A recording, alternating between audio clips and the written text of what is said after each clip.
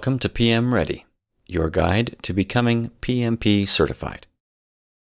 This is part 1 of the role of the project manager. The project manager has a definite role to play and responsibilities to fulfill on the project. However, there's more to it than that. PMI expects much more of certified project management professionals. As a project manager, you have a larger role to play and specific responsibilities. Your role starts with the project, but then extends from there to the organization you work for, as well as other organizations, including those that you cooperate with as a partner or a buyer or a seller. Your role also extends to the industry that you work in when you manage projects. And beyond all that, you also have responsibilities to the professional discipline of project management. This lesson covers these roles and responsibilities in some detail. As the project manager, you should be involved from at least the beginning of the project, or the project initiation, all the way through to the closing of the project, and all the phases in between. However, you may also be involved in other phases of the project that come before or after the project. These can include the evaluation and analysis that is done prior to the initiation of the project. These are sometimes done by business executives or portfolio or program managers. But often the project manager will be involved in these stages of project development as well. These include things like a needs analysis, the business case, and the benefits management plan. For example, I had a client that was a mid-sized retail and wholesale publisher, and I went to work for them and did a 3-week analysis in which I had one-on-one interviews with their top executives, vice president level and above, and presented the results of my findings after 3 weeks. And they were very pleased with the results, and that then grew into a 3-month analysis, in which we went beyond looking at just the needs of the organization, but how specifically we might solve those needs, coming up with different options and a recommendation for entirely new systems for their organization. This example involved not only the analysis and evaluation of options, but also consulting with top-level executives on different ideas for how they might solve these problems.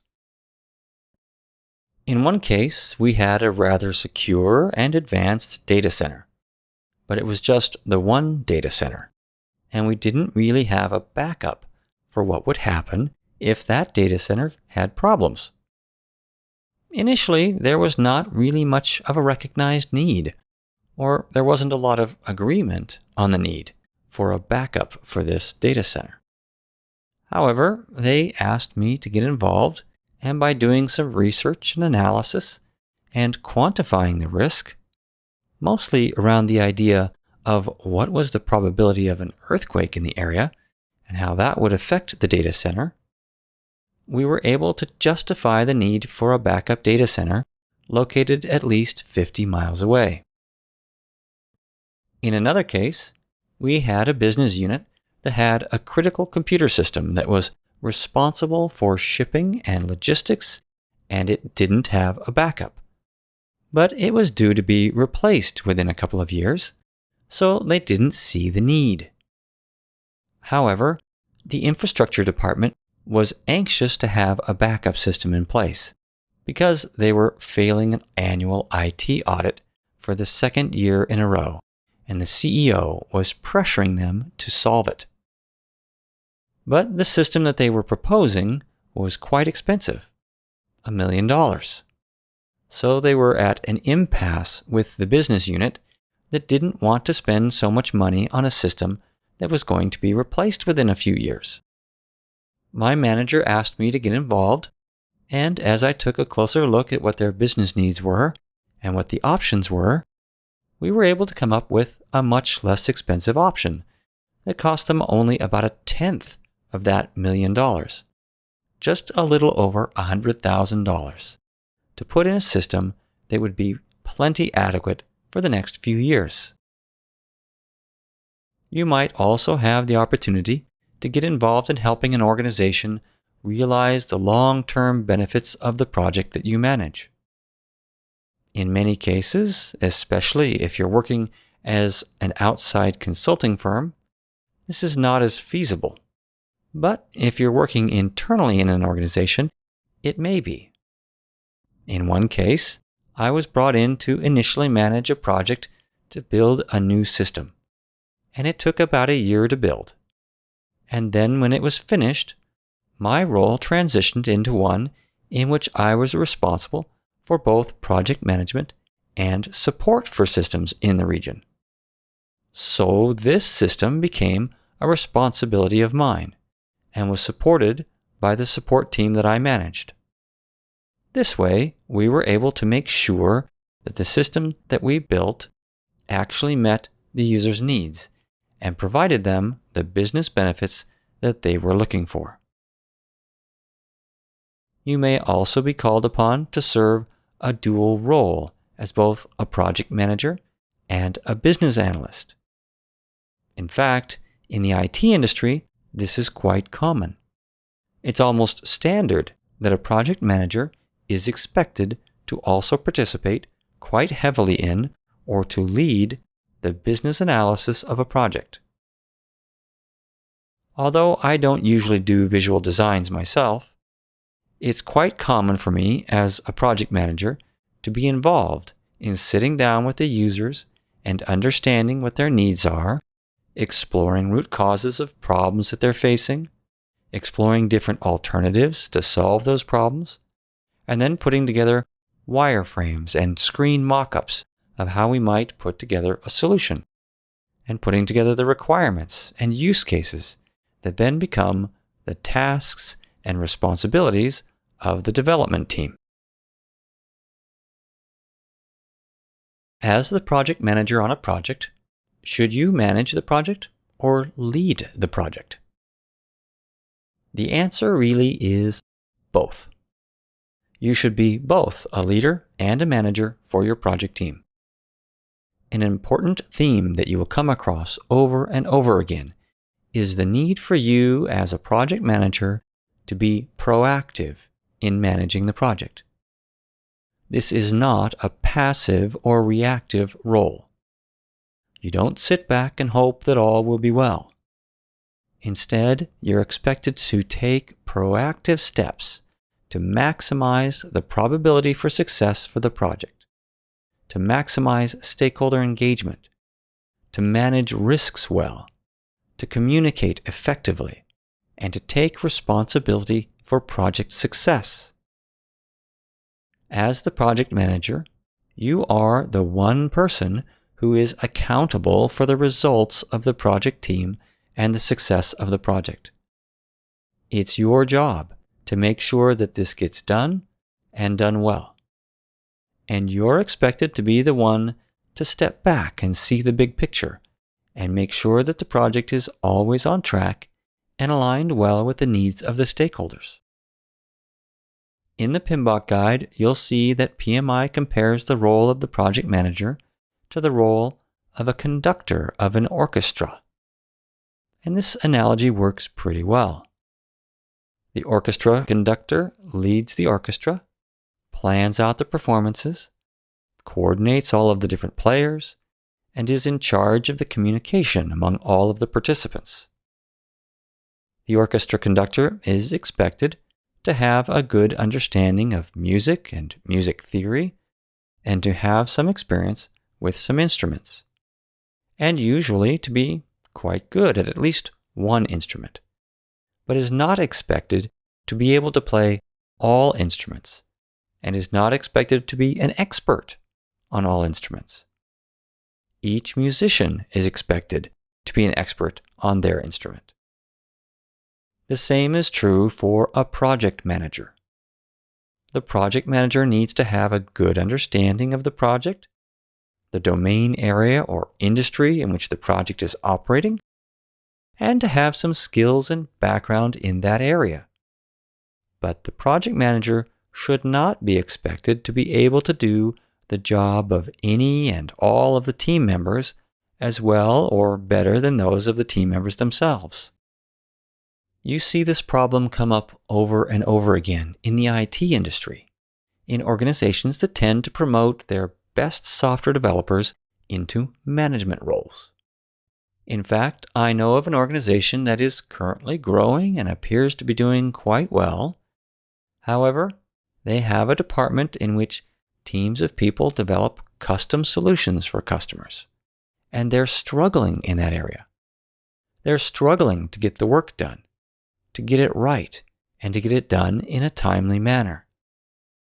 The key problem that they're having is that they expect the managers of these teams to be experts in every one of the roles on the team and to be able to do the job better than anyone else on the team could do it. As you can imagine, they're having a hard time filling these roles.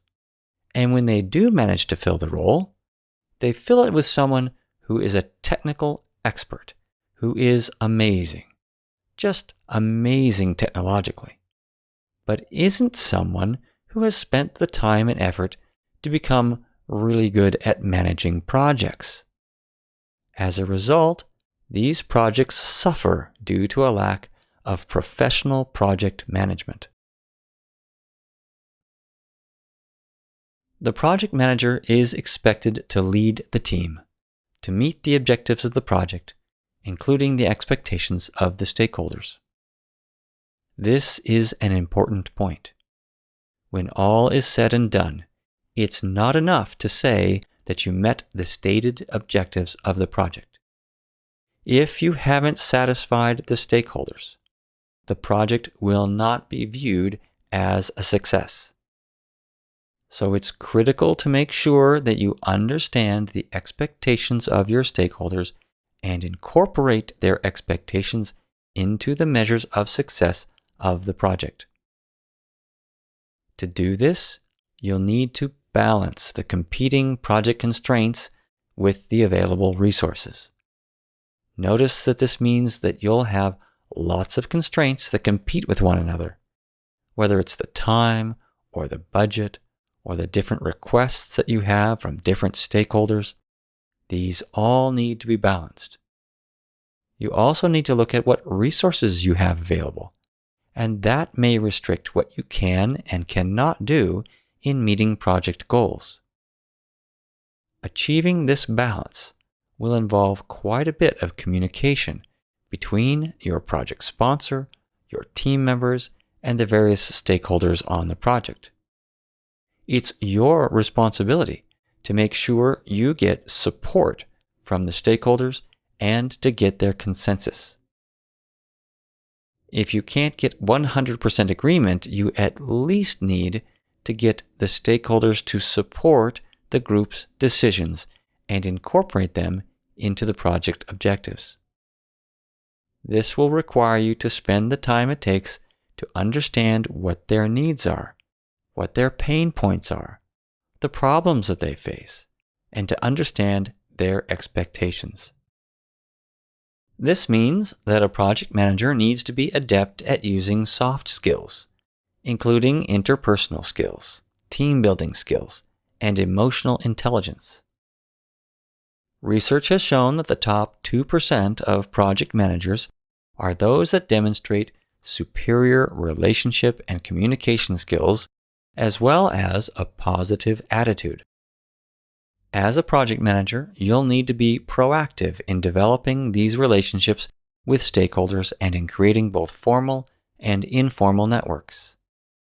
The informal networks that you create by building relationships with subject matter experts and leaders and other project managers and experts in your organization and in your industry will often be more valuable than the formal networks that your organization has created. It's estimated that the best project managers spend 90% of their time on communication.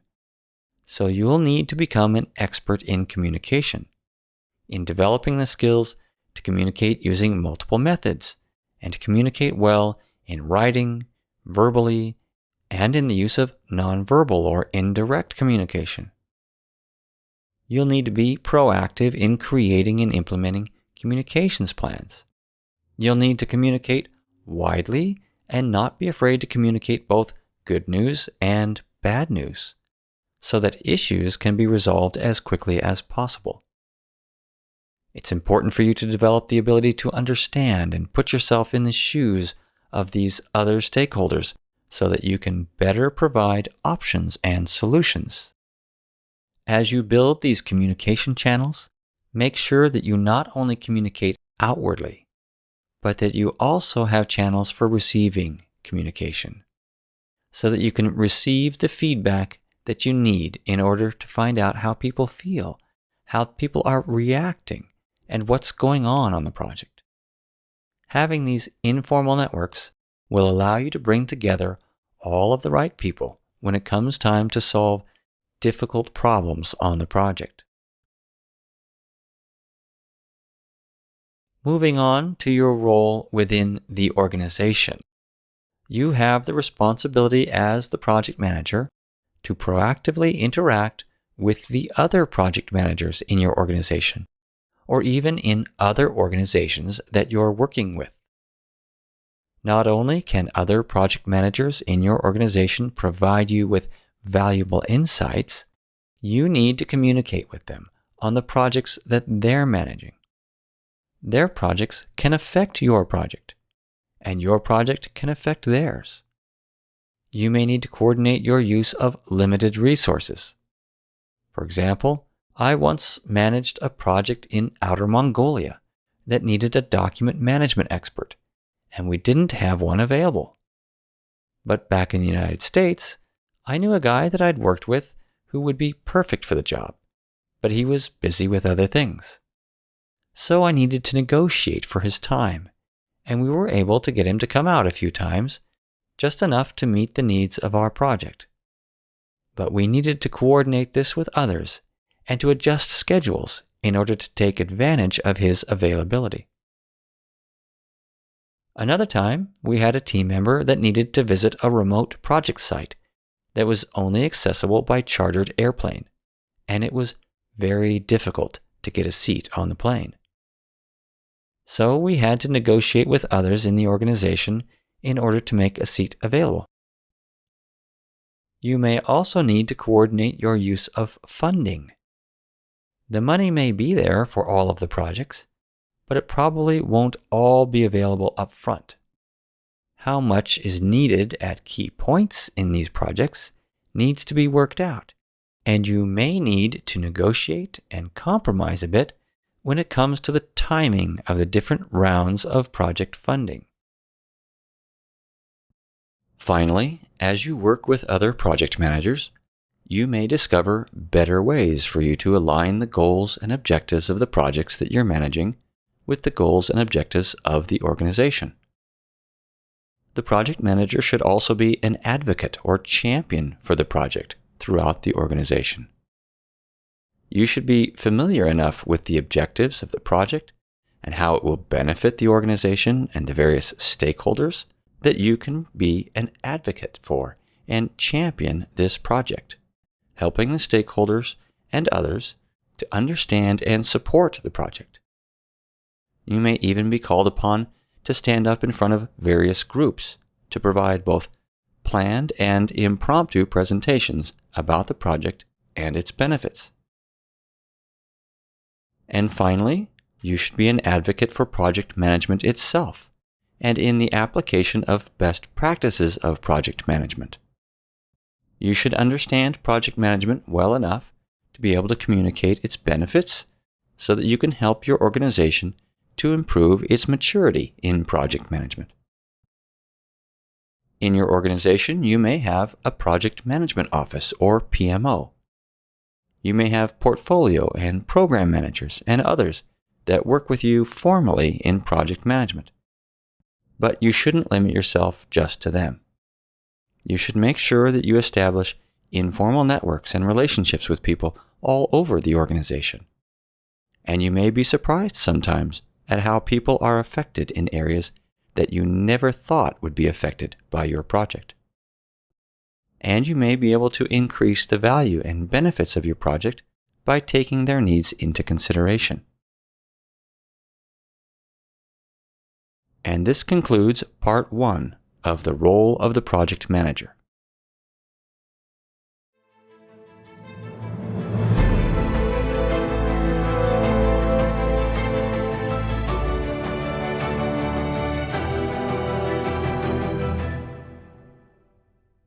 PM Ready is a publication of PM Guaranteed and is based on the Project Management Institute's PMBOK guide.